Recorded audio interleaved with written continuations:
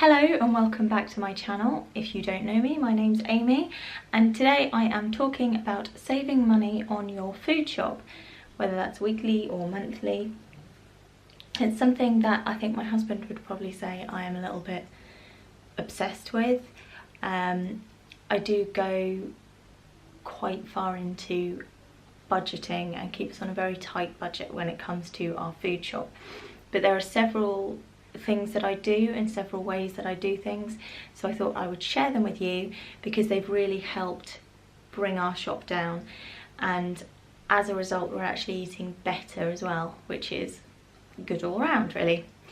So the first thing we do is, before we write any kind of list or meal plan, we will look through our cupboards, find out what we actually already have, because it's very easy if you don't do that to buy duplicates of things, and if you end up with too many duplicates you're going to end up throwing food away without using it, which is just money just literally going in the bin.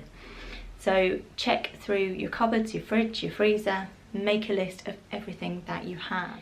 Once you've done that, I strongly advise you to meal plan. I'm quite a big advocate for meal planning. I think it helps in a number of ways. If you've seen some of my previous videos, you'll know it's something we do with the girls quite a lot. It will help you stick to a budget. But while you are meal planning, I would say, even if you're not shopping online, which I'll get to in a minute, but even if you're not shopping online, use whichever supermarket you're going to, use their website while you are meal planning, because then you can plan meals around any special offers or anything like that that are on. When it comes to shopping online, I think there are two schools of thought, and it depends on your self-control as to which one's going to work best for you, and only you know that. We find that shopping online helps because we're not then tempted by special offers and things like that and buying things that we don't actually need. One of the advantages though to shopping in store is you can get yellow sticker items, and yellow sticker items can save you a fortune if you get there at the right time. Every supermarket varies, but if you ask in the supermarkets, quite often the staff there will tell you when they do reduce items the most. So it is worth asking if you go into store to shop. My next piece of advice would be to shop as little as possible. The less you go into a supermarket or shop online or anything like that, the less you do that, the less you'll spend, because you will be, every time you go in, you are likely to spend a bit more than you needed to.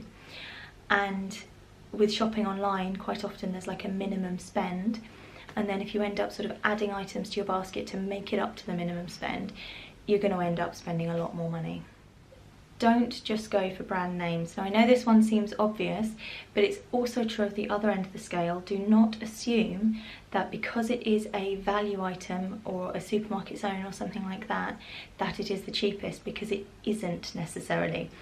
Always double check price per kilo or per litre prices. All price tags tend to have it written on the label, so just double check which is actually cheapest. When it comes to things like vegetables, mostly buying loose veg works out cheaper, but not always. And a really good example of this is carrots. For some reason, if you're buying a kilo bag of carrots, they will generally come in cheaper to buy it as a kilo bag rather than buying loose. So always, again, double check your price per kilo. When it comes to shopping, and food shopping in particular, loyalty shouldn't come into it.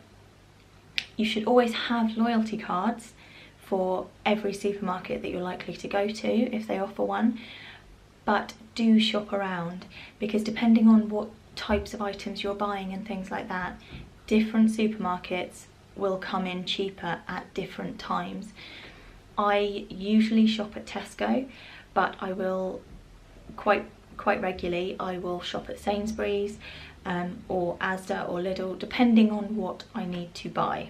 When it comes to loyalty cards, always have them, because the points always do add up. The other thing is that if you stop shopping at a particular supermarket for a certain period of time, they are likely to send you an offer with probably some money off or something like that, some sort of incentive to get you to shop with them. when that happens, you can bring down your shop quite dramatically. When it comes to actually cooking, always cook from scratch if you are able to. As long as you have the facilities to, cook from scratch. If you don't know how to cook, there are loads of simple, cheap, amazing recipes that you can make, even if you're a complete beginner in the kitchen. So just pull out some recipe books. Don't be scared to change recipes based on what you have. If a recipe calls for something and you don't have it, that's fine. Either leave it out or put something else in instead. Chances are it will taste just as delicious. Always keep your leftovers. Even if you only have one portion left and you have a family of 4, keep your leftovers, freeze them. Most things can be frozen, so freeze your leftovers, and then once a month or something you can have a leftovers night, and even if you're all eating totally different things, it will reduce your spend. If you are used to cooking, just get inventive, play around. Some of the best meals we have we call fridge gravel meals, which is just the random bits of veg and things like that that you have left in your fridge. Figure out some way to make them into a meal, because you can make some amazing things out of the strangest ingredients. I hope that those have been helpful to you, and if you can think of any others, please leave them in the comments below. I am always looking for more ways to save money on my food shopping. If you've liked this video, please give me a thumbs up, and I would love it if you would subscribe if you want to join our growing little YouTube family, and I will see you in the next video. Bye!